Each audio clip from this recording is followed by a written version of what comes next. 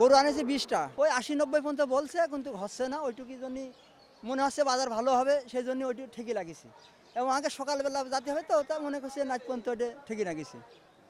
গত আমরা ঝিনাইদহ থেকে 12 গাড়ি আইছি, সবই বিক্রি করে একটি গরু আছে। আচ্ছা, গত বছরের তুলনায় এবছর কি আপনার কি মনে হচ্ছে? গরুর দাম কি বেশি নাকি কম মনে হচ্ছে? গেলবার হচ্ছে শেষের দিকে ভালো গেল, আর এবার মান্দা মান্দা ভালো গিয়েছে এই বৃষ্টির কারণে। এখন তো দেখছি গরু নেই বাজারে, তবু মাঝামারির দাম করছে, সেজন্য গরু বেচতে পারছি না। আগে আমার 80-90-95 এরকম দাম করেছে, দিলাম না। মনে করলাম এই গরুটা বাড়ি পালা গরু, মনে করছে শেষে বেঁচে যাব, কিন্তু এখন এই কারণে বেচতে পারছি না। দেখা যাক কি হয়, নাচ সারা নাচ বাঁধতে, এই জন্যে আশাই করে দাঁড়িয়ে আছি।